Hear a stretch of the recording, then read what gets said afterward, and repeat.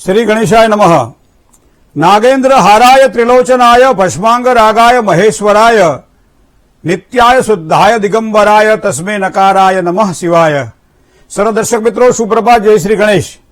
VTV ની વિશેષ રજૂઆત ભવિષ્ય દર્શન કાર્યક્રમમાં આપ સૌનું હાર્દિક સ્વાગત છે। મિત્રો, જ્ઞાન, આધ્યાત્મિકતા અને જ્યોતિષનો આ ત્રિવેણી સંગમ છે। લગ્નમાં વિલંબ થવા, લગ્ન ન થવા અને પાત્ર સારું હોવા છતાંય આગળ કામ ન ચાલવું, ઘણી વખત કરેલા પ્રયત્નોમાં નિષ્ફળતા મળવી, લાંબા સમય સુધી સંતાપ અનુભવવો અને પરિણામ જ્યારે શૂન્ય મળે ત્યારે કયા ગ્રહોને ધ્યાનમાં રાખવા પડે એની વાત કરીશું આજે દિન વિશેષની અંદર। 12 રાશિના જાતકો માટે કેવો દિવસ છે, આજે શું કરવાથી લાભ થાય, શું કરે તો નુકસાન થાય, કયા મંત્રનો જાપ કરવો જોઈએ, શેનું દાન કરવું જોઈએ, એ ઉપરાંત શુભત્વને આપવાવાળી વાત શું છે। આપના પ્રશ્નોના જવાબ તો કેમ ભૂલાય, પણ શરૂઆત હર હંમેશની જેમ કરીએ તો પંચાંગથી। કારણ કે તદેવ લગ્નમ સુદિનમ તદેવ તારા બલમ ચંદ્ર બલમ તદેવ વિદ્યા બલમ દેવ બલમ તદેવ લક્ષ્મી પતે તે દ્રિયુગમ સ્મરામી। મિત્રો, પંચાંગ જુઓ તો 15/7/2024 આજે વાર સોમવાર છે। આજે અષાઢ મહિનાના શુક્લ પક્ષની 9મી તિથિ છે। તો આ 9મી તિથિને ભડડી નોમ તરીકે આપણે ઓળખીએ છીએ। આજે સુંદર મજાનું નક્ષત્ર છે, એનું નામ છે સ્વાતિ નક્ષત્ર। આજે યોગ છે, સાધ્ય યોગ છે। કોઈ પણ સાધનાઓની સિદ્ધિ માટેનો પરમ જે કહેવાય જેને ઉપાસના કરવી છે એના માટે સરસ મજાનો યોગ છે। તિથિના દિનમાન પ્રમાણે જોઈએ તો કૌલવ કરણ છે અને રાશિનું જે પરિભ્રમણ ચંદ્રમાનું છે તુલા રાશિનું છે। તુલા રાશિ એટલે ર અને ત અક્ષર, તુલા રાશિ એટલે સામાન્ય શુક્ર પ્રધાન રાશિ છે। તો તુલા રાશિવાળા જાતકો માટે આજનો દિવસ મંગલમય રહેશે। સાથે સાથે જે કોઈ જાતકોનો જન્મ થાય એની રાશિ તુલા રહેશે। તો આ પ્રમાણે છે આજનું દિન। મિત્રો, જે ભડડી નોમ છે, સામાન્ય રીતે ગામડાઓની અંદર ભડડીને ખૂબ જ પ્રાધાન્ય આપવામાં આવે છે, ખાસ કરી જ્યારે વરસાદના વર્તારાની વાત હોય અથવા તો કોઈ પણ સમયે જ્યારે કોઈ આપણે કહેવતો હોય ત્યારે ભડડીને ખૂબ યાદ કરીએ છીએ। તો એક સમય કદાચ પાટણના નરેશને ઈચ્છા થઈ કે મારી પોતાની સંસ્કૃતિને બચાવવા માટે, મારા પોતાના કીર્તિ આમ અખંડ રહે એના માટે મારે કંઈક એવું નવું એક સ્તંભ બનાવવો છે અથવા તો એવું કંઈક કરવું છે જેના કારણે મારી કીર્તિ અખંડ રહે। અને એવા સમયે કોઈએ કહ્યું કે રાજસ્થાનની અંદર કોઈ એક સારા જ્યોતિષી છે, તમે એનો આશ્રય લો, એ જો સારું મુહૂર્ત તમને કાઢી આપે તો જ તમે વધારે સારું કામ કરી શકો। હવે એ પ્રમાણે અહીંયા રાજા અને સાથે મહામંત્રી બંને પાટણથી નીકળી અને મારવાડમાં જાય છે। મારવાડમાં જે ઘરનું સરનામું આપ્યું હતું તે ઘરે જઈને પૂછે છે કે ભાઈ અમારે જોશીજીને મળવું છે। હવે એ જોશીજીનું નામ હતું હુદળ જોશી। અમારે જોશીજીને મળવું છે।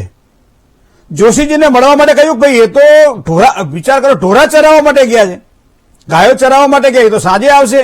તો કે સાંજે તો અમારે પાછું પાટણ જવા માટે નીકળવું પડશે। તો એક કામ કરો, શું ગામના ગોંદરે તમે ઉભા રહો, ગામના ગોંદરે ઉભા રહો, ત્યાં એ ઢોરા બપોરે આવે છે ત્યારે પાણી પી અને તળાવના કાંઠે ઢોરાઓ બેસે છે બધાય અને ત્યાં તમને એ મળશે। ના આવું સાંભળી અને આ રાજા તો પોતે રાજાના વેશમાં તો હતા નહીં પોતે, એ ગુપ્ત વેશ ધારણ કરીને જવું પડે એવી સિદ્ધાંતની નિયમ પ્રમાણે રાજા પોતાના મહામંત્રીની સાથે ગામના તળાવના કાંઠે એક ઝાડના છાયાની નીચે બેસીને પોતાના ઘોડાને બાંધ્યા છે।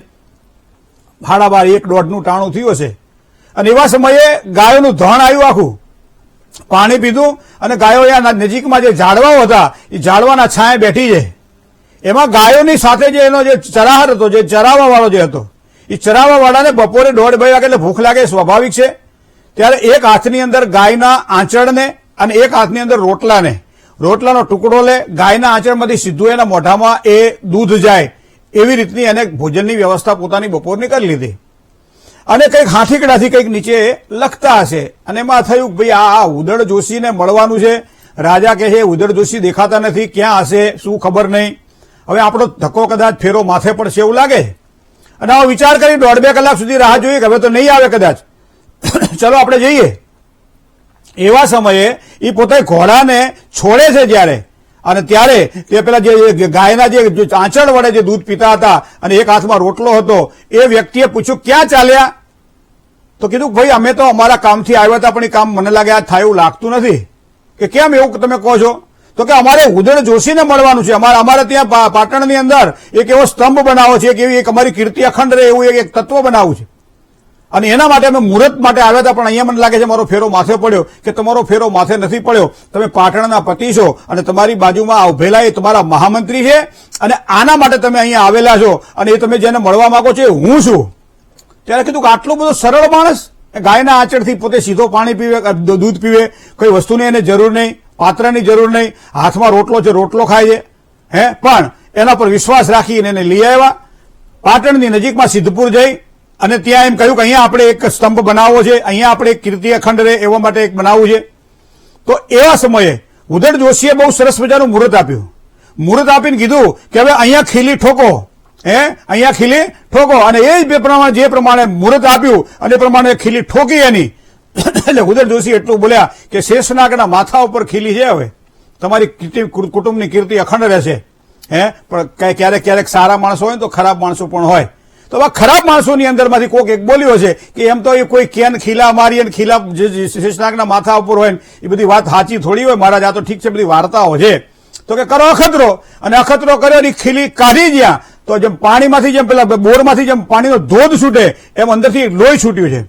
પાછો બધા ગભરાણા અને કીધું મારો પાછો ખીલો માર્યો, લોહી તો બંધ થઈ ગયું, પણ શેષનાગનું માથું ત્યાંથી નીકળી ગયું. ઉદડ જોશીએ કીધું કે તમારી કીર્તિ તો રહેશે પણ અખંડ રહેશે, પણ ખંડિત નહીં થાય.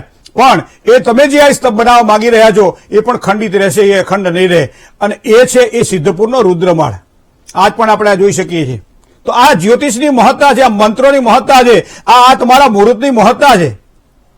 પણ મારે વાત કરવી છે એ છે કે ઉદડ જોશી જે છે એ ઉદડ જોશીના પરિવારની અંદર એમની એક દીકરી છે કે દીકરો છે, એ થોડી પેલી વાત છે, અને એનું નામ છે ભડડી.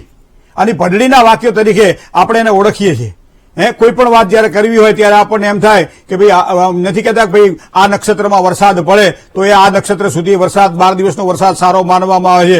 આદરા શું પાદરા, ઘણા બધા ગામડાના ખેડૂતો આ કહેવત કહેતા હોય. એ આજે નોમ છે મિત્રો. તો એ નોમને પણ આપણે ધ્યાનમાં રાખવી રહી અને ભડડીને યાદ કરવી. બીજી વાત મારે આપને કહેવી છે આજે કે ઘણી વખત આપણને પ્રશ્નો થાય છે. અમારે બહુ પ્રશ્નો બધા આવે, અને એમાંથી જ એક પ્રશ્ન એવો આવે છે કે ભાઈ લગ્નના યોગ ક્યારે? દાંપત્ય જીવનની સુખાકારીમાં જે તમે ઘણી વખત જોજો કે અમુક સમય એવો આવે કે બધું આપણને સામેથી મળે. ભાઈ તમારી દીકરી માટે જો કંઈ વેવિશાળ કરવું હોય તો અમારા ફૈબાનો એક દીકરો છે અને એનો દીકરો એ ફલાણી જગ્યાએ રહે છે, આટલું ભણેલો છે ને અત્યારે ધંધો કરે છે, જો નોકરી કરે છે તમારે કરવું હોય તો કરજો. ત્યારે આ પાછા શું કે અમારી દીકરીની હજી એટલી બધી ઉંમર થઈ નથી, હવે 24-25 વર્ષની દીકરીની ઉંમર નથી થઈ એવું મા બાપ જયારે કહે ત્યારે પેલા વ્યક્તિને એવું લાગ્યા કરે ભલે ત્યારે એની ઉંમર થવા દો અને પેલાનું બીજે ગોઠવાઈ જાય. તો આ શેના કારણે થતું હશે? ઘણી વખત આપણે સામેથી માગું નાખીએ છીએ અને છતાં સામેવાળો માગવાનો સ્વીકાર નથી કરતો, આપણને બધી રીતે ગમે છે. ઘણી વખત પ્રેમ થયાને 4 વર્ષ થાય, પ્રેમને 4 વર્ષ થયા. આપણે લવ કે છે આજકાલ 4 વર્ષ ચાલે છે અને 5મા વર્ષે બંને પરિવારની સંમતિથી લગ્ન થાય છે અને 10-15 મહિનામાં છૂટાછેડા થઈ જાય. તો આ 4 વર્ષનો પ્રેમ સાચો કે 10 મહિના 10 દિવસનો દાંપત્ય જીવન સાચું? તો મિત્રો આ બધી વસ્તુઓ શેના કારણે થાય? એવા ઘણા બધા પ્રશ્નો આવે છે. એવો જ એક પ્રશ્ન છે કે લગ્ન યોગ ક્યારે બને કુંડળીમાં? પાસે જ્યોતિષીએ પ્રશ્ન પૂછેલો છે. તો મિત્રો આમાં હું તમને કહું કે આ સિદ્ધાંતોનું શાસ્ત્ર છે. જ્યોતિષ શાસ્ત્ર છે ને એ સિદ્ધાંતોનું શાસ્ત્ર છે. સિદ્ધાંતની બહાર કોઈ દાડો જઈએ તો આપણને પરિણામ મળે ના મળે, કદાચ કોઈ આશીર્વાદ મળી જાય તો એ વસ્તુ અલગ છે. બાકી એ હંમેશા સિદ્ધાંતથી જ જે કામ થાય છે અને એ આપણને વૈદિક જ્યોતિષ આપે છે. માટે જ્યોતિષમ અયનમ સ્મૃતમ, જ્યોતિ વત્તા ઈશ મતલબ ભગવાનનું દર્શન કરાવે એવું આ તત્વ છે, જ્યોતિષ છે. તો એની અંદર એક સિદ્ધાંત છે અને સિદ્ધાંતને એપ્લાય કરીએ ત્યારે આપણને ખબર પડે કે સિદ્ધાંત અહીંયા કામ લાગે છે કે નથી લાગતો. એક નાનકડો એક સોની જે છે એ પોતાના દુકાનની અંદર બેસી અને એક નાનકડા ટુકડામાંથી એક જો સારું ઘરેણું બનાવી શકતો હોય એ સામાન્ય વ્યક્તિને ખબર ના પડે કે આનું આટલું બધું ઝીણું કામ હોઈ શકે છે. પણ એ પોતે ખંતથી બનાવતો હોય, પ્રેમથી બનાવતો હોય, વડીલોજીની પાસેથી જે મેળવેલી જે પોતાની જે કહેવાય કે એક સારી અભ્યાસ છે એ અભ્યાસના દ્વારા એક સારું કામ કરી શકે. એ જ પ્રમાણે જ્યોતિષનો જ્ઞાતા છે, જ્યોતિષનો જે શ્રેષ્ઠ જેની પાસે કંઈ સારું નોલેજ છે એ કુંડલીના ગ્રહો જોશે તમને. એમ આડે એવું નહીં કે જાઓ 100% તમે આમ કરી નાખજો. કારણ કે મેં ઘણા એવા જોયા કે અમારા વોટ્સએપમાં મેસેજ આવે કે લગ્ન યોગમાં વિલંબ થતા હોય, દાંપત્ય જીવનમાં સુખાકારી ના રહેતી હોય, પતિ વતી વચ્ચે અણબનાવ રહેતા હોય, લગ્ન યોગમાં વિલંબ થતા હોય તો અમને મળો અને તરત તમારું ફળ તમને મળશે. આવું અમે સાંભળીએ વાંચીએ એટલે લાવો આટો તો મારીએ. તો જયારે જઈને જોઈએ ને ત્યારે એમની ઉંમર 50 વર્ષની હોય અને આપણે એમને પૂછીએ કે તમારા લગ્ન થઈ ગયા, તો કે ના મારા લગ્ન નથી થયા, બહુ મહેનત કરી પણ લગ્નના યોગ બન્યા નહીં. હવે આખા ગામને એમ કહે છે કે તમને શીઘ્ર વિવાહ કરાવી આપશું, આટલા દિવસમાં તમારા લગ્ન થઈ જશે, ગેરંટી સાથે મેં તમને કહી, તો એના કેમ લગ્ન ના થયા? શેર બજારની અંદર સલાહ આપવા વાળા વ્યક્તિઓ પોતે પાછા નિર્ધન હોય. જે કામ કરવાનું છે એ કામ પોતે કરતા નથી, જે નથી કરવાનું એ કર્યા કરે. આવા સમય મને એમ કહેવાની ઈચ્છા થાય કે જ્યોતિષ અને સિદ્ધાંતોના આધારે અમારે ઘણી બધી કુંડળીઓ જોવાની આવે અને 100 કુંડળી ભાગીએ ને ત્યારે એ કુંડળીનો સિદ્ધાંત નીકળે. અને એવો જ એક સિદ્ધાંત છે મિત્રો, ખાસ કરી જ્યોતિષ મિત્રએ જયારે આ પ્રશ્ન પૂછ્યો છે કે કોઈ પણ વ્યક્તિ તમારી પાસે જયારે કુંડળી લઈને આવે ત્યારે તમે એનું નિરીક્ષણ કરો. નિરીક્ષણ કર્યા પછી એની દશા અને અંતરદશાને જુઓ.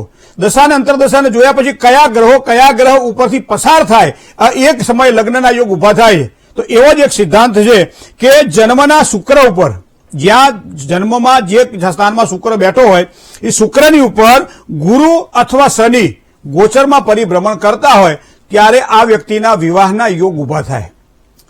જે શુક્ર જે છે એ દાંપત્યનો કારક ગ્રહ છે, તો દંપતીને હંમેશા શું જોઈએ? શુક્ર બળવાન જોઈએ. તો શુક્ર ઉપર કયા બે ગ્રહો? એક અનુશાસનનો ગ્રહ છે અને એક ગ્રહ છે શનિ, અને એક જેને કહેવાય કે ઉજ્જવળતા, પોતાની કીર્તિને અખંડ રાખવા વાળો ગ્રહ છે એ છે બૃહસ્પતિ. બૃહસ્પતિ એટલે શ્રેષ્ઠ, જે મળવું જોઈએ શ્રેષ્ઠ મળવું જોઈએ. એનો મતલબ શુક્ર ઉપર જયારે ગુરુનું અથવા તો શનિનું ગોચરમાં રાશિ પરિભ્રમણ થતું હોય ત્યારે આવા યોગ ઉભા થાય છે. ઘણા સમય પહેલા એક કુંડળી અમે જોયેલી, 12/2/1994 એનો જન્મ હતો, 8 કલાક ને 30 મિનિટે સવારમાં અમદાવાદમાં જન્મ થયેલો. અને આ પ્રશ્ન એમને પૂછેલો કે લગ્ન યોગ ક્યારે? ત્યારે અમે જોયું કે એનું કુંભ લગ્ન હતું. તો કુંભ લગ્ન એટલે કુંભ રાશિ થઈ, એનો સ્વામી શનિ હતો અને શનિ પોતે સ્વરાશિસ્થ બની અને ચંદ્ર શુક્ર બુધ સાથે બેઠેલો હતો. હવે કુંડળીના ગ્રહોને આપણે જોઈએ કે લગ્ન યોગ ક્યારે થાય. તો મિત્રો અહીંયા આવે જન્મના શુક્ર ઉપર ગુરુ કે શનિનું પરિભ્રમણ થાય. તો તમે વિચાર કરો કે અહીંયા શુક્ર જે છે એ કુંભ રાશિનો છે, શુક્ર કુંભ રાશિનો છે, એના ઉપરથી શનિનું પરિભ્રમણ અત્યારે ચાલુ છે. ગોચરનો જે શનિ છે પરિભ્રમણ કરી રહ્યો. 29 વર્ષે કોઈ પણ વ્યક્તિને એમ કહેવું કે આ સમયથી આ સમય દરમિયાન લગ્નના યોગ ઉભા થાય છે અને એમાં કદાચ નિષ્ફળતા મળે તો એમ કે જ્યોતિષી ખોટા છે. તો આવા સમયે આ સિદ્ધાંતને ધ્યાનમાં રાખવો પડે કે જ્યારે પણ શનિનું પરિભ્રમણ શુક્ર ઉપર થયું ત્યારે લગ્નના યોગ ઉભા થશે. ત્યારે એને કહેવામાં આવ્યું કે 2024ના જાન્યુઆરીથી માંડી અને ઓક્ટોબર નવેમ્બર મહિના સુધીમાં લગ્નના યોગ તમારા છે. બરાબર, હવે આ વસ્તુ થઈ ગઈ, વાત પૂરી થઈ ગઈ. પણ જન્મકુંડલીમાં રહેલો શનિ દેહ ભાવમાં બેઠેલો છે, એ 7મા સ્થાનમાં પૂર્ણ દ્રષ્ટિ કરી રહ્યો છે, માટે લગ્ન યોગમાં વિલંબ કરાવડાવે. એ ઉપરાંત કેતુ જે છે 4થા સ્થાનમાં છે, 2 લગ્નના યોગ ઉભા કરાવડાવે તો લગ્ન યોગમાં વિલંબ કરાવડાવે. યોગ તો ઉભા થાય છે પણ અમુક ગ્રહો એવા છે કે જે યોગનો ભંગ કરે છે. તો યોગ તો ઉભા થયા છે પણ યોગ ભંગ ઉભા, તો માટે એમ કહેવામાં આવે કે તું આ શનિ મંડળની મહાપૂજા કરી લેજે અને અર્ક વિવાહ કરાવી લેજે તો તારા લગ્ન યોગમાં થતા વિઘ્નો દૂર થશે. ફેબ્રુઆરી માર્ચની અંદર નિર્ણય લેવાયો, એ પોતે શનિના જે કંઈ પૂજા થતી હતી એ કરી અને સાથે સાથે અર્ક વિવાહ પણ કરાયો. પછી એની મેમાં કંકોત્રી આવી અને આ જૂનની અંદર એના લગ્ન થયા. તો આથી અમને સંતોષ થાય કે આજ પણ સિદ્ધાંતો એટલા જ કામ કરે છે જેટલા વર્ષો પહેલા ઋષિમુનિઓએ આપણને આપેલા છે. હવે તો ઘણા બધા સિદ્ધાંતો છે. શનિ દેહ ભાવમાં હોય, 7મી દ્રષ્ટિ કરતો હોય ત્યારે મોટા ભાગે લગ્નના વિલંબ થતા જોવા મળે છે. તો લગ્નમાં વિલંબના કારણો પણ છે. ઘણી વખત જેવું પાત્ર આપણને મળવું જોઈએ એવું પાત્ર આપણને ન મળે તો ઘણી વખત વિચારીએ કે સરકારી નોકરીવાળો છોકરો મળશે, ઘણી વખત કે ધંધાવાળો છોકરો મળશે, ઘણી વખત કે છોકરો કેવો મળશે, છોકરી કેવી મળશે. આ બધી વસ્તુ ઘણી વખત એવું થાય કે બીજવાર એક વખત લગ્ન થઈને તૂટી ગયા છે ને એની સાથે ફરીથી પાછા લગ્ન કરવા પડે આપણે, તો બીજવાર સાથે લગ્ન થશે કે કેમ? ઉંમરમાં મોટો હોય કે ઉંમરમાં દીકરી મોટી હોય તો એવા સાથે લગ્ન થશે કે કેમ? આ બધી વસ્તુઓ કુંડળીના સિદ્ધાંતને જો ધ્યાનમાં રાખીએ પણ શાંતિથી સ્વસ્થ ચિત્તે અને થોડોક ટાઈમ કાઢીને જો બેસીએ અને કુંડળી જોઈએ તો આપણને આ ખબર પડે. બાકી 2 સેકન્ડ કે 5 સેકન્ડ કે 50 સેકન્ડની અંદર કુંડળી જોઈને જવાબ આપતા હોઈએ એ મનને સંતોષ માટે બરાબર છે, પણ સૂક્ષ્મ ગણિત આપણા માટે ખૂબ જ મહત્વનું છે. જ્યોતિષમાં આ વસ્તુ જોવાની રહે મિત્રો. જય ગણેશ. મિત્રો, લગ્નની વાત આવે ને એટલે બધાને રુચિ થાય કે ભાઈ આ યોગ તો ઠીક છે પણ હવે અમારા છોકરાના લગ્ન થતા નથી તો શું કરવું જોઈએ? છોકરીના લગ્ન થતા નથી શું કરવું જોઈએ? પ્રશ્ન બધાનો ઉભો થાય. તમે જોજો, એક ભાઈએ એ પ્રશ્ન એવો પૂછ્યો કે ભાઈ અમે લગભગ 8-9 મહિનાથી અમારે એક પરિવાર સાથે વાત ચાલે છે એમની દીકરી વિશે અને અમારા છોકરાને છોકરી ગમે છે, છોકરીને પણ છોકરો ગમે છે, પણ લગ્નના યોગ જ્યારે અમે સગાઈની લગ્નની વાત કરીએ ને ત્યારે કાંઈક ને કંઈક અડચણ આવ્યા કરે છે અને એના કારણે 8-9 મહિના થઈ ગયા અને છતાંય લગ્નના હજી કોઈ એવા યંધાણ દેખાતા નથી. તો અમારે શું બીજું પાત્ર જોવું જોઈએ? અમારે એમને ના પાડવી જોઈએ? આવા પ્રશ્નો જ્યારે પૂછે ખાસ કરી શુક્ર અને મંગળ એ દાંપત્યની સુખાકારીમાં કુંડળીમાં આ બે ગ્રહોને ખાસ તમારે પ્રાધાન્ય આપવું પડશે. હવે તમે વિચાર કરો કે આવા યોગ ક્યારે બને, તો જન્મ કુંડળીમાં એક 3 સ્થાન એવા છે કે જે સ્થાનનો સ્વામી એ જે માનો કે 6મું સ્થાન, 8મું સ્થાન અને 12મું સ્થાન, આ 3 સ્થાનને ખાડાના સ્થાન માનવામાં આવે છે. ખાડાના સ્થાનનો જે ગ્રહ જે છે, જે રાશિ પડી છે, રાશિનો જે સ્વામી છે, એ સ્વામી ગ્રહ ઉપર જો અહીંયા શુક્ર કે મંગળ દ્રષ્ટિ કરતા હોય ત્યારે મોટા ભાગે વાતચીત ચાલતી હોય છતાં લગ્ન થવા દે નહીં. કારણ કે ખાડાના સ્થાન ઉપર માંગલિકતાનો કારક ગ્રહ મંગળ છે, દાંપત્યનો કારક ગ્રહ શુક્ર છે. શુક્ર અને મંગળ આ બેમાંથી કોઈ પણ એક ગ્રહ જો દ્રષ્ટિ કરતો હોય, હા આ પછી બંને સ્થાન એવા છે, શુક્રનું જે બહુ ઓછી એની ગતિ છે, એ ઝડપથી પોતાની રાશિ બદલી નાખતો હોય છે. મંગળની પણ એ જ વાત છે, એ પણ ઝડપથી પોતાની રાશિ બદલતો હોય. એનો મતલબ કે ક્યારે એ રાશિ બદલે છે અને એના આધારે તમે પછી થોડીક જો ધીરજ રાખો, રાહ જુઓ, તો એના એ જગ્યાએ પાછા વ્યભિચાર કે વિવાહની શક્યતાઓ પ્રબળ બને છે. મિત્રો આ બધી ઘણી બધી વાતો છે. કેવા વ્યક્તિ સાથે લગ્ન થાય, સામેવાળું પાત્ર કેવું મળે, એની ઊંચાઈ કેટલી હોય, એ શું કરતો હોય, ભણેલો ગણેલો હોય કે સરકારી નોકરી કરતો હોય, ધંધો કરતો હોય કે કોઈ કડક સ્વભાવનો હોય, શાંત હોય કે મીઠો હોય, આ બધી વસ્તુઓ પણ આપણે જોઈ શકીએ છીએ. પત્ની મળે તો પણ કેવી મળે, એમ કર્કશા મળે, આમ તાપવાળી મળે કે મનને સંતાપને હરવાવાળી મળે. આ બધી વસ્તુઓ આપણે જન્મકુંડળીના આધારે જો ગ્રહોના પેલા કુબી જેમ ફોલીએ ને, એમ પળમાંથી જેમ પળ નીકળ્યા કરે, એમ જન્મકુંડળીની અંદર પણ તમે જોવો ને તો લગ્ન જીવનની સાચી આજુ પછી આ તો ધાર્યું ધણીનો થાય એટલું સારું આપણે કરી લેવું, પણ પછી તો ભગવાન ઉપર ભરોસો રાખો, કારણ કે એના વગર ઉદ્ધાર નથી. પણ જન્મકુંડળીમાં ક્યારે કોઈ ગ્રહો એવા દૂષિત બનતા હોય કે જેના કારણે પરિણામો વિપરીત અસર ઉભી કરાવતા હોય ત્યારે ચોક્કસ આપણે એનું ધ્યાન રાખવું પડે. તો એક કોલર મિત્ર સાથે આપણે વાત કરીએ. આજના પ્રથમ કોલર કોણ છે, ચલો વાત કરી લઈએ એમની સાથે. હલો, જય ગણેશ. જય ગણેશ. સોરી, હું મારે બેનની છોકરી વિશે પૂછવું હતું. એની જન્મ તારીખ છે 10/6/2006, સમય બપોરે 12 વાગે, નવસારી. બરાબર. એ અત્યારે સીએ નું કરે છે, બીજા વર્ષમાં છે. 10/6/2006. હા, 2006. અને સીએ નું કરે છે અત્યારે, પણ એનું આગળનું ભવિષ્ય કેવું રહેશે એ જાણવું છે. ભવિષ્ય તો સારું રહે, બીજું કઈ પૂછવું હોય તો કહો. ભવિષ્ય તો સારું દેખાય. હા, એટલે એના વિશે જાણવું છે. હવે 5મા સ્થાનનો સ્વામી જે છે, વિદ્યા સ્થાનનો સ્વામી એ ગુરુ છે. એ તુલા રાશિમાં બેઠેલો છે, તૃતીય પરાક્રમ સ્થાનમાં. તો એનો મતલબ ધીમી ગતિએ અભ્યાસમાં સારી સફળતા અપાવે. ઉચ્ચતર અભ્યાસની અંદર જયારે આગળ વધી રહ્યા છે દીકરી, ત્યારે મેષાધિપતિ મંગળ જે છે એ કુંડળીમાં શનિ સાથે બેઠેલો છે. અભ્યાસની અંદર ઘણી વખત આપણે પસંદગી તો કરી લીધી, અભ્યાસમાં આપણે એન્ટ્રી પણ કરી લીધી, ફી પણ ભરી દીધી, આગળ પણ વધ્યા. અડધે સુધી ચાલ્યા પછી ક્યારેક આપણને એવું લાગ્યા કરે કે સાલું અભ્યાસનો આ જે ક્રમ છે બદલાઈ ગયો શું આપણો, કેમ મને શરૂઆતમાં ખૂબ સારું હોય પછી કેમ ધીમું પડી જાય, અથવા તો શરૂઆતમાં ધીમું હોય તો આગળ કેમ સારું થઈ જાય. આ બધી વસ્તુઓ કુંડળીના આધારે અમે ધ્યાનમાં રાખીએ તો ભાગ્યસ્થાનનો માલિક 12મા સ્થાનમાં બેઠેલો હોય, મંગળ છે. તો ભણવાની અંદર બને ત્યાં સુધી કોઈ પણ ઉતાવળિયા નિર્ણયો ના કરવા, એક વસ્તુ આ. બીજું, ક્રોધથી, ચંચળતાથી અથવા તો બે મન રાખીને કામ ના કરવું, બીજી વસ્તુ આ. ત્રીજી વસ્તુ, શનિ પણ કર્ક રાશિમાં અહીંયા અધિશત્રુ બની અને મંગળ સાથે જોડાયેલો છે, 12મા સ્થાનમાં છે. તો એનો મતલબ એવો થાય કે ધીરજ અને ખંતથી જો અભ્યાસ કરશે તો ખૂબ જ સારી સફળતા મળશે. 2027 એપ્રિલ મે મહિના સુધી સારા ભણવાના યોગ પણ બની રહ્યા છે. જય ગણેશ. પત્ર આવ્યો છે અને એ પત્ર છે કેનેડાનો, પણ એ પોતે, એનું નામ છે નિશા પ્રકાશભાઈ પટેલ. જન્મ તારીખ છે 25/8/1993, રાત્રે 11:30 અને વિસનગર જન્મ છે. હવે પ્રશ્ન 94માં જન્મ થયો છે, મતલબ કે અહીંયા એને 30 વર્ષ થયા છે અને લગ્ન યોગ ક્યારે થશે, મતલબ કે અહીંયા 30 વર્ષ થયા અને છતાંય લગ્ન યોગ ઉભા થયા નથી. એટલે મા બાપને સવાને ચિંતા હોય ત્યારે કદાચ સાચું અને સારું શાસ્ત્ર હોય તો જ્યોતિષ શાસ્ત્ર છે, યોગ્ય માણસના હાથમાં પડે તો પરિણામ સારા આપે. તો એ પ્રમાણે જો કુંડળીને જો ધ્યાનમાં રાખવામાં આવે તો જો એક તો વૃશ્ચિક રાશિ છે, મતલબ જ્યેષ્ઠા નક્ષત્ર છે. 3 નક્ષત્રને ખરાબ માનવામાં આવે છે. એક જ્યેષ્ઠા, મૂળ અને આશ્લેષા. ક્યારે કેવા પરિણામ આપે એ કઈ ખબર હોતી નથી, પણ એ પરિણામમાં કેટલા શાસ્ત્ર શું કહે છે કે એની પૂજા કરાવી શકાય છે. હવે અહીંયા તમે કુંડળીમાં જુઓ, કુંભ રાશિ છે એ 10મી રાશિ છે. હવે કુંભ રાશિમાં સ્વરાશિસ્થ શનિ બેઠો છે, મતલબ કે પોતે એક સારું કરિયર બનાવે, મતલબ કે પરદેશમાં છે, સારું પોતે પોતાનું જીવન જીવી રહ્યા છે, સારી સેલેરી વાળી જોબ છે, બધું જ સારું છે, પણ લગ્ન યોગમાં વિલંબ છે. કારણ કે કુંભ રાશિનો શનિ બેઠો છે. હવે શનિ બેઠેલો છે ક્યાં? 10મા સ્થાનની અંદર. તો 10મા સ્થાનમાં રહેલા શનિની 10મી પૂર્ણ દ્રષ્ટિ 7મા સ્થાન ઉપર પડે છે. આપણે જાણીએ છીએ કે શનિની દ્રષ્ટિ જ્યાં પડતી હોય, તુલા રાશિનો, વૃશ્ચિક રાશિનો કે ધન રાશિનો શનિ હોય, ત્યારે હંમેશા ગુરુ સાથે સૂર્યના યોગ થતા હોય ત્યારે આવા લગ્નના યોગમાં વિલંબ કરાવડાવે. તો એવો એક સિદ્ધાંત અહીંયા કામ કરે છે શનિ મહારાજનો.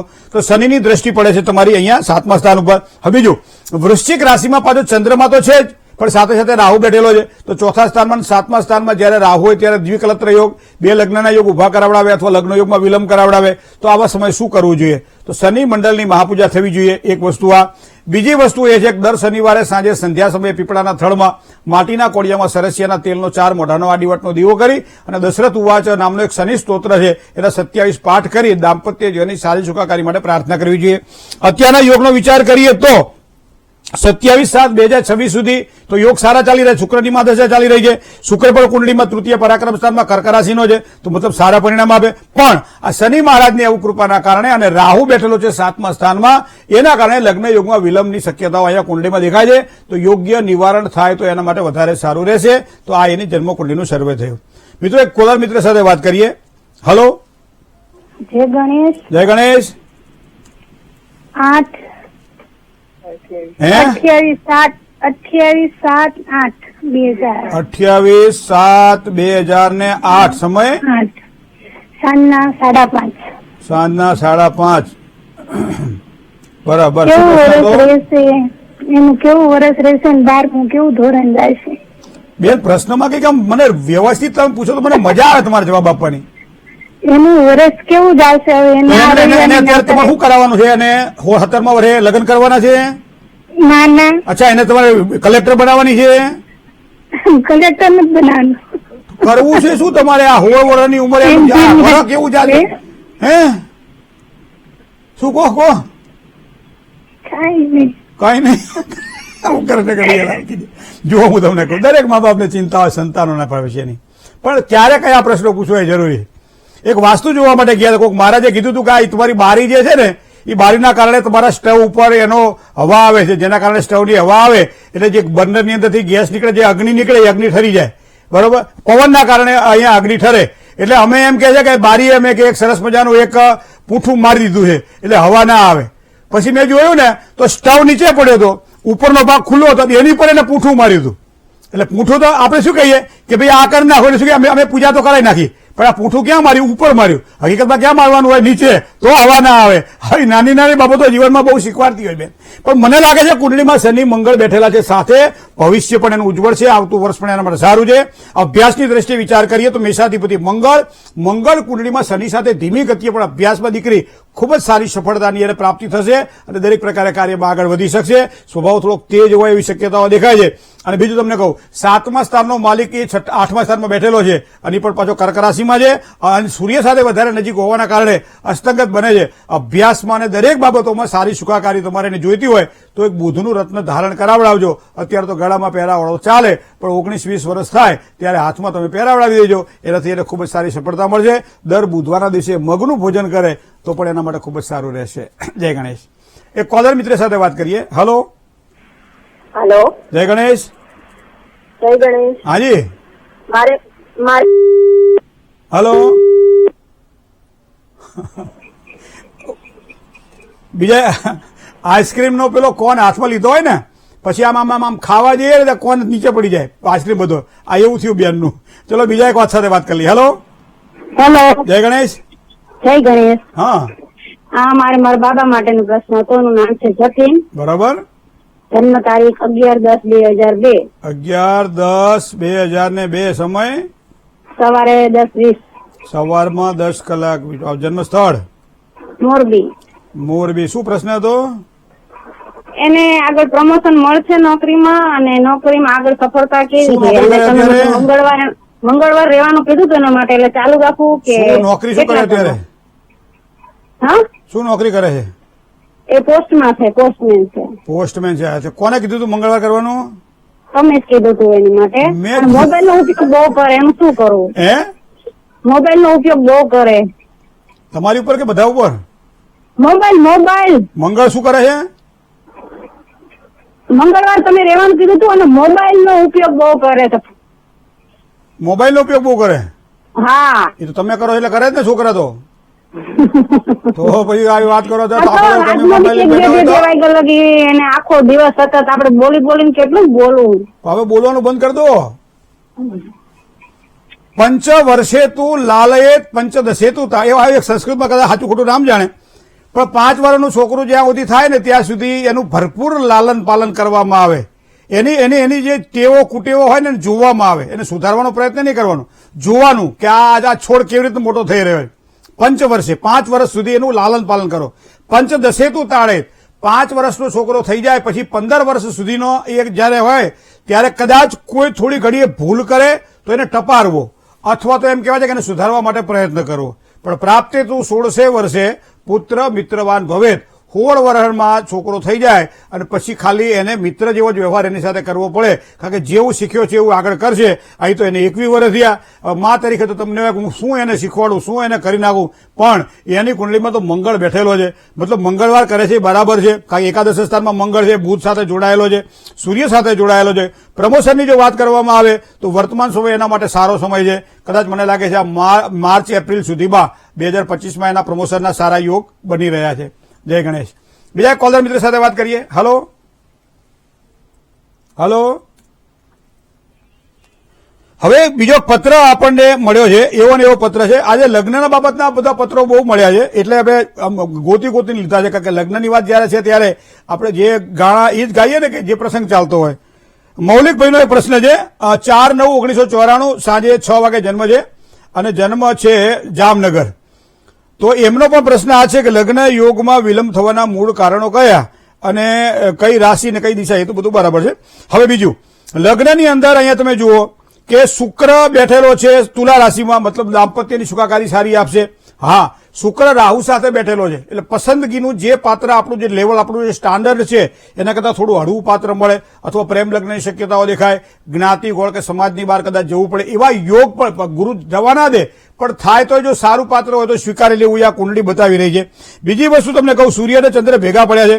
દાંપત્ય સ્થાનનો જે સ્વામી ગ્રહ છે ને એ 8મે પડેલો છે. 8મું સ્થાન એ ખાડાનું સ્થાન કહેવામાં આવે, માટે લગ્ન યોગમાં વિલંબ કરાવડાવે. તો એ પ્રમાણે જો સોમવારનું વ્રત કરવામાં આવે, સોમવારે ઉપવાસ કરવામાં આવે, મહાદેવજીના મંદિરમાં સોમવારે પૂજા કરવામાં આવે, તો આ બધું કરવાથી સારી સફળતાની પ્રાપ્તિ થાય. અને આ વર્ષે યોગ દેખાઈ રહ્યા છે, તો મને લાગે છે કદાચ ગણપતિ બાપાની કૃપા થાય તો આ જાન્યુઆરી ફેબ્રુઆરીની અંદર સારા યોગ ઉભા થશે. જય ગણેશ. મિત્રો, જેની આજે જન્મ તારીખ છે એવા તમામ દર્શક મિત્રોને ખૂબ ખૂબ શુભકામનાઓ. આગામી વર્ષ તમારા માટે અનુકૂળતાવાળું રહેશે. જીવનમાં સંઘર્ષ અને સમસ્યાઓ આવે પણ એ લાંબા સમય સુધી ન ટકે અને સારી રીતે જો વિદાય થાય તો એનો આનંદ હોય છે, અને એ આનંદની અનુભૂતિ તમને આ વર્ષ દરમિયાન થવાની છે. કોઈ પણ સંતાપ હોય, કોઈ પણ ચિંતા હોય તો એ ચિંતાઓ હળવી થશે, ચાહે નોકરી માટેની પ્રયત્ન હોય, ચાહે ધંધા માટેના પ્રયત્ન હોય, ચાહે અભ્યાસ માટેના પ્રયત્ન હોય. સારી સફળતાના યોગ તમારા દેખાઈ રહ્યા છે. વધારે સારી સફળતા તમારે જો જોઈતી હોય તો આજથી શરૂ કરો. દર સોમવારના દિવસે મહાદેવજીને સવારમાં દૂધ ચડાવો, દૂધની અંદર થોડા સફેદ તલ અને ચોખા નાખો અને ત્યારબાદ ભગવાન ભોળાનાથ ઉપર ઓમ નમઃ શિવાય મંત્ર બોલી અને તમે અભિષેક કરો અને ત્યારબાદ ભગવાન ભોળાનાથને પગે લાગો. મહાદેવજીની કૃપા પ્રાપ્ત થાય, તમારું કામકાજમાં દરેક પ્રકારમાં આગળ વધશે અને સારી સિદ્ધિની પ્રાપ્તિ થશે. હવે જેની આજે મેરેજ એનિવર્સરી છે, લગ્ન તિથિ છે, એવા તમામ દંપતીને ખૂબ ખૂબ શુભકામનાઓ. કેવા પ્રકારના લાભ થવાના આ વર્ષ દરમિયાન? સંતાનોના કોઈ પણ પ્રકારના પ્રશ્ન હોય તો હળવા થાય, પૈસા બચે, બે નથી કે બે પાંદડે થવાય, બરાબર? આવા યોગ બની રહ્યા છે. મકાનની વાત હોય, ચાહે વાહનની વાત હોય, ચાહે કોઈ વસ્તુ લેવાની વાત હોય, તો તમારા માટે સમય સારો છે. તો એકંદરે બધી જ રીતે જો જોવા જઈએ તો સમયની એક સારામાં સારી તમને પોઝિશન આ વર્ષ દરમિયાન જોવા મળશે. માનસિક અશાંતિ પણ થોડી રહેશે, પણ આવા સમયે લક્ષ્મીજીની ઉપાસના તમને ખૂબ જ સારો લાભ કરાવડાવશે. ઘરમાં ન હોય તો એક સ્ફટિકનું શ્રીયંત્ર લઈ લો, પિત્તળના કોઈ પણ પાત્રની અંદર એને મૂકી અંદર કંકુ ભરી અને દર શુક્રવારે એની પૂજા કરજો. એના કારણે દાંપત્ય જીવનમાં સાંસારિક સુખમાં વૃદ્ધિ થશે અને સારામાં સારા સુખની પ્રાપ્તિ થશે. હવે તન્મે મનઃ શિવ સંકલ્પ મસ્તુ. શુભત્વને આપવાવાળી જો વાત કરવામાં આવે તો આજે 6નો અંક એ ખૂબ જ સારો છે. 6નો ખૂબ જ સારો લાભ કરાવડાવે. રંગનો વિચાર કરીએ તો 2 રંગ, એક સફેદ રંગ અને એક આસમાની રંગ. જ્યાં પણ ઉપયોગ વધારે થાય, કોઈ પણ સારા કામમાં જવું હોય તો આ 2 રંગનું પ્રાધાન્ય આપજો, એક સફેદ અને આસમાની. સારા સમયનો વિચાર કરીએ તો સવારમાં 9 કલાક અને 6 મિનિટથી 10 કલાક અને 47 મિનિટ સુધીનો સમય એ શ્રેષ્ઠ સમય છે. રાહુકાળનો વિચાર કરીએ તો સવારમાં 7:30 થી 9નો જે સમય છે ગયો, રાહુકાળ પૂર્ણ થયો છે. શુભત્વને આપવાવાળી દિશા કઈ તો કે દક્ષિણ દિશા. દક્ષિણ દિશા તરફ સારા લાભની શક્યતાઓ આજે પ્રબળ બની રહી છે, પણ સાથે સાથે વાયવ્ય ખૂણો અને અગ્નિ ખૂણો થોડુંક સાચવીને કામકાજ કરવું પડશે. આજે 12 રાશિની અંદર ત્રીજી રાશિ એ મિથુન રાશિ છે. તો મિથુન રાશિના અક્ષર છે ક, છ અને ઘ. અગર તમારી રાશિ મિથુન છે તો આજે તન મન ધનથી સાચવીને કામકાજ કરવાનું રહેશે. જય ગણેશ. શું કરવાથી સારો લાભ થાય? માનસિક અશાંતિ અનુભવી રહ્યા છો, કોઈ પણ જાતના કકડાટથી પરેશાન છો, કોઈ પણ વ્યવસાયની અંદર સારી સફળતા નથી મળતી, અભ્યાસમાં ક્યાંક તકલીફ રહ્યા કરે છે, તો આજના દિવસ માટે ભગવાન ભોળાનાથને કહેતા મહાદેવજીને ચોખા અને દૂધ ચડાવો, જેના કારણે ખૂબ જ સારો લાભ થશે. ક્રોધ અને ચંચળતા ઉપર બને એટલો કાબુ રાખો તો પણ તમારું જીવન આજના દિવસ માટે ખૂબ જ મંગલમય બની જશે. ઓમ મહાદેવાય નમઃ આ મંત્ર આજનો શ્રેષ્ઠ મંત્ર છે. ઋતુફળનું જો દાન આપો આજે તો ખૂબ જ સારી સફળતાની પ્રાપ્તિ થાય. આ છે આજનો આ ભવિષ્ય દર્શનનો સંદેશ. જય ગણેશ. મિત્રો, ભવિષ્ય દર્શન કાર્યક્રમની અંદર આપ પત્ર વ્યવહાર દ્વારા પણ આપના પ્રશ્નો અમારા સુધી પહોંચતા કરી શકો છો. એમાં તમારે ખાસ કરી નામ, જન્મ તારીખ, જન્મ સમય, જન્મ સ્થળ, તમારો મોબાઈલ નંબર અને તમારો જે પ્રશ્ન હોય તે 1-2 લીટીમાં લખશો તો ચાલશે. આખું માળખું ભરવાની જરૂર નથી, પણ 2 કે 3 રીતે આ પોઈન્ટ તમે બનાવી અને જો મોકલશો અમને તો અમે તમારા પ્રશ્ન ચોક્કસ ભવિષ્ય દર્શનમાં લઈશું અને આપના સુધી આપના જવાબ અમે પહોંચતા કરીશું. એ લખવા માટે તમારું સરનામું તો જોઈશે ને, તો અમારું સરનામું પણ નોંધી લો.